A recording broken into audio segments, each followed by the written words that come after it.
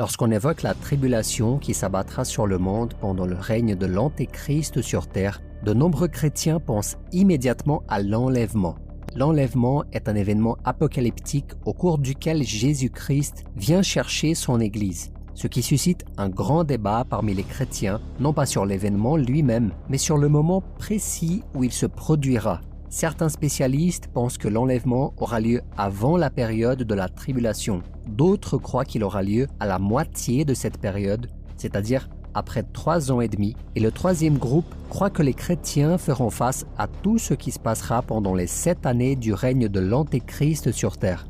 La vérité est que beaucoup de gens ne savent pas grand-chose sur l'enlèvement et finissent par créer une confusion sur les événements de la fin des temps.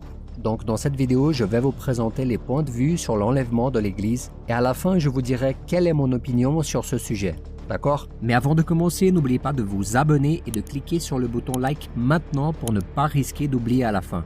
Activez aussi la cloche de notification pour ne rien manquer d'important et aidez-nous à parvenir au plus grand nombre de personnes avec ce message, alors partagez-le à la fin. Nous laissons un grand merci spécialement aux frères et sœurs qui nous soutiennent et sont devenus membres en cliquant sur le bouton rejoindre. Merci à chacun d'entre vous et que Dieu puisse multiplier infiniment cette petite semence que vous mettez dans notre travail. Alors, on commence. Le premier point de vue est le pré-tribulationniste. Selon l'opinion de ce groupe, l'Église du Christ sera enlevée avant la grande tribulation. Pour ce groupe de chrétiens, une fois que l'Antéchrist aura promu un accord de paix entre les 3 grandes religions du monde et sera devenu l'homme le plus populaire de la planète, tous ceux qui auront donné leur vie au Christ et l'auront reconnu comme Seigneur et Sauveur monteront au ciel d'une minute à l'autre. En étant retirés de la planète à ce moment-là, ces gens seront épargnés par les souffrances à venir. Et selon ce groupe de personnes, plusieurs passages bibliques indiquent ce type d'enlèvement. Et l'un des arguments les plus solides du côté de ce premier groupe est que l'Église du Christ est mentionnée 19 fois dans les chapitres 1, 2 et 3 de l'Apocalypse. Cependant, l'Église n'est pas citée une seule fois entre les chapitres 4 et 19. Dans cet intervalle de 15 chapitres, rien n'est dit sur l'Église du Christ, mais seulement sur la tribulation qui aura lieu ici sur terre. D'ailleurs, l'un des fondements de cette pensée est une promesse de Jésus qui a été faite à l'église de Philadelphie. Lisez avec moi ce qui est écrit dans le chapitre 3 de l'Apocalypse. « Parce que tu as gardé mon ordre de persévérer, je te garderai aussi à l'heure de la tentation qui va venir sur le monde entier pour mettre à l'épreuve les habitants de la terre. » Remarquez que Jésus a dit « Je te garderai aussi à l'heure de la tentation, à l'heure de l'épreuve, c'est-à-dire pendant la tribulation. » L'apôtre Paul a également des enseignements qui indiquent que l'enlèvement a lieu avant la grande tribulation. Il parle au moins 2 fois dans sa première lettre aux Thessaloniciens.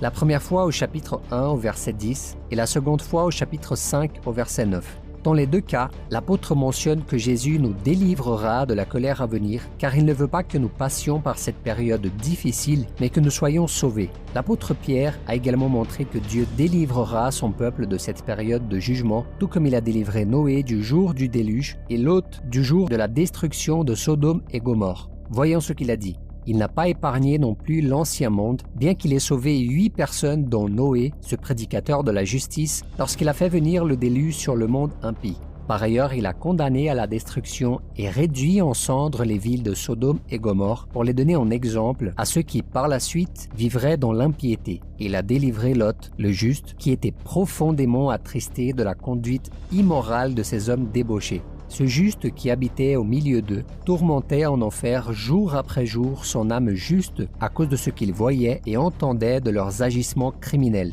Ainsi donc, le Seigneur sait délivrer de l'épreuve les hommes pieux et garder les injustes pour le jour du jugement où ils seront punis. Une autre chose très importante que les pré-tribulationnistes croient est que les Israélites ne font pas partie de l'Église du Christ parce qu'ils ne le reconnaissent pas comme le Fils de Dieu. C'est pourquoi, selon les pré-tribulationnistes, les Juifs passeront par la grande tribulation et ceux qui resteront fidèles à Dieu et donneront leur vie à Jésus seront persécutés mais seront sauvés lorsque le Christ reviendra avec son Église. Voyez donc ce que le prophète a dit qui arriverait. L'Éternel sortira et combattra contre ces nations comme il combat le jour de la bataille. Ses pieds se poseront ce jour-là sur le mont des Oliviers et vis-à-vis de Jérusalem du côté est. Le mont des Oliviers se fendra par le milieu, d'est en ouest, et une très grande vallée se formera. Une moitié de la montagne reculera vers le nord et une autre moitié vers le sud. Vous fuirez alors la vallée des montagnes, car la vallée des montagnes s'étendra jusqu'à Hatzel. Vous fuirez comme vous avez fui devant le tremblement de terre lors du règne d'Osias sur Juda. L'Éternel, mon Dieu, viendra avec tous ses saints. Regardez ceci, mes frères et mes sœurs, si tous les saints, c'est-à-dire les chrétiens, viendront avec Jésus pour sauver Israël et vaincre le mal, cela signifie que l'Église sera montée avant ce moment. La seconde vision est la vision mi-tribulationniste. Les mi-tribulationnistes défendent l'idée que l'Église passera par la première moitié de la tribulation, c'est-à-dire les 3 ans et demi d'un total de 7 ans. L'argument principal est que l'Église doit être testée avant de savoir qui est ou n'est pas fidèle à Dieu dans l'adversité. Cependant, il ne trouve aucun fondement biblique à cela. Il s'appuie seulement sur l'idée que le chrétien a besoin d'être éprouvé pour montrer sa fidélité, tout comme les apôtres du passé qui ont subi de terribles persécutions et n'ont pas renié leur foi.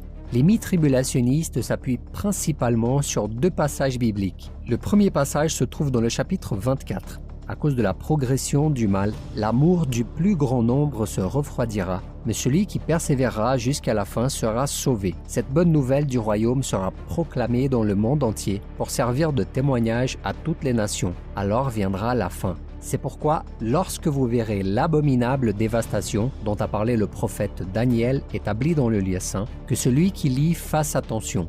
Alors que ceux qui seront en Judée s'enfuient dans les montagnes, que celui qui sera sur le toit ne descende pas pour prendre ce qui est dans sa maison. En utilisant ce passage de la Bible, les mi-tribulationnistes comprennent que l'Église sera persécutée par l'Antéchrist. Cependant, nous devons comprendre que le chapitre 24 de Matthieu, qui fait référence à la grande tribulation, s'applique principalement aux Juifs et non à l'Église. Et le deuxième passage biblique sur lequel il s'appuie se trouve dans l'Apocalypse, au chapitre 11, au versets 11 et 12, qui parle précisément des témoins. J'entendis une voix forte qui, du ciel, leur disait « Montez ici ». Et ils montèrent au ciel dans la nuée sous les yeux de leurs ennemis. À ce moment-là, il y eut un grand tremblement de terre, et le 10e de la ville s'écroula. 7000 hommes furent tués dans ce tremblement de terre. Les autres furent effrayés et rendirent gloire au Dieu du ciel. Ce chapitre 11 de l'Apocalypse parle des 2 témoins qui apparaîtront dans la première moitié de la tribulation et qui prophétiseront pendant 3 ans et demi. Puis ils seront tués, ressuscités et monteront au ciel comme nous venons de le lire. Pour les mi-tribulationnistes, c'est à ce moment-là que l'Église sera enlevée aussi. Mais ce passage montre clairement que seuls les 2 témoins seront enlevés. Le troisième point de vue est le post-tribulationnisme. L'idée principale de ce groupe est que l'Église du Christ ne sera pas enlevée avant ou pendant la période de la grande tribulation. Au contraire, l'Église passera par toutes les souffrances prédites dans la Bible au cours des 7 années précédant le retour de Jésus et le jugement dernier. Ces personnes croient également que même si c'est difficile, les vrais chrétiens supporteront toutes les souffrances de cette période grâce à la puissance et à la miséricorde de Dieu. Ils soutiennent que l'enlèvement aura lieu à la fin ou près de la fin de la grande tribulation.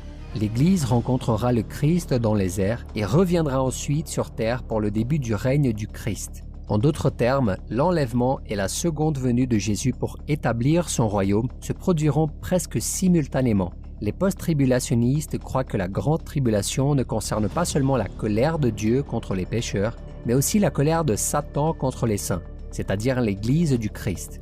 Lisons un passage qui est très souvent utilisé comme argument par ce groupe en faveur du post-tribulationnisme. Si quelqu'un a des oreilles, qu'il écoute. Si quelqu'un fait des prisonniers, il sera emmené prisonnier. Si quelqu'un tue par l'épée, il sera tué par l'épée. C'est ici que sont nécessaires la persévérance et la foi des saints. Un autre argument des post-tribulationnistes est que lorsqu'il a parlé de la fin des temps, Jésus a dit qu'il reviendrait après une grande tribulation. Et dans toutes les prophéties du livre de l'Apocalypse, la venue du Seigneur n'est mentionnée qu'une seule fois, et c'est après la tribulation. D'ailleurs, dans le chapitre 20 de l'Apocalypse, au verset 5, la résurrection des morts est appelée la première résurrection. Ils prétendent donc que puisque cette première résurrection a lieu après la tribulation, la résurrection associée à l'enlèvement, qui se trouve au chapitre 4 de 1 Thessaloniciens, ne peut pas avoir lieu à ce moment-là. En conclusion, si vous avez attendu jusqu'à présent pour connaître mon point de vue sur l'enlèvement, Eh bien, je vais vous le dire maintenant. Mes frères et sœurs, je crois que les chrétiens qui aiment Jésus et le servent de tout leur cœur seront enlevés au ciel lorsque l'Antéchrist sera révélé, c'est-à-dire avant le début de la tribulation. Je crois que nous ne passerons pas par ces 7 années ici sur terre, car la Bible dit en Romains 1:8 qu'il n'y a donc maintenant aucune condamnation pour ceux qui sont en Jésus-Christ, et donc que quiconque qui est en Christ ne subira jamais la colère de Dieu. C'est pourquoi moi, personnellement, je crois que nous serons dans la gloire avec Dieu, avec notre Seigneur et Sauveur, qui a donné sa vie sur la croix pour nous libérer et nous sauver de ce jour terrible. Mais je comprends qu'il y ait d'autres frères et sœurs qui peuvent avoir une opinion différente. Je respecte les 2 autres groupes qui pensent différemment et je crois que l'objectif d'un chrétien doit être avant tout de prêcher l'Évangile, d'avoir une vie qui glorifie le nom du Seigneur, de se préoccuper de son salut et non de se disputer et de créer des conflits par des opinions différentes. La Bible dit que le retour de Jésus se fera avec puissance et grande gloire. Nous savons que lors de sa première venue, le Christ est venu de manière humble, il a été rejeté et méprisé par les hommes. Mais un jour, il reviendra comme le roi des rois et le seigneur des seigneurs. Et ce jour-là, le monde entier verra et connaîtra qui est vraiment Jésus. Amen. Ainsi, que l'enlèvement ait lieu avant, pendant ou après la grande tribulation, nous devons toujours nous préparer chaque jour jusqu'au moment où nous serons emmenés au ciel et où nous aurons une vie avec notre Père pour l'éternité. Amen. Aidez-nous à faire en sorte que cette vidéo parvienne au plus grand nombre possible de personnes. N'oubliez pas de vous abonner à la chaîne et si vous avez aimé cette vidéo, cliquez sur le bouton like et considérez devenir un membre en cliquant maintenant sur le bouton rejoindre qui se trouve juste en dessous. Regardez aussi ces autres vidéos que nous avons laissées en recommandation. Que Dieu vous bénisse, je vous attends dans la prochaine vidéo.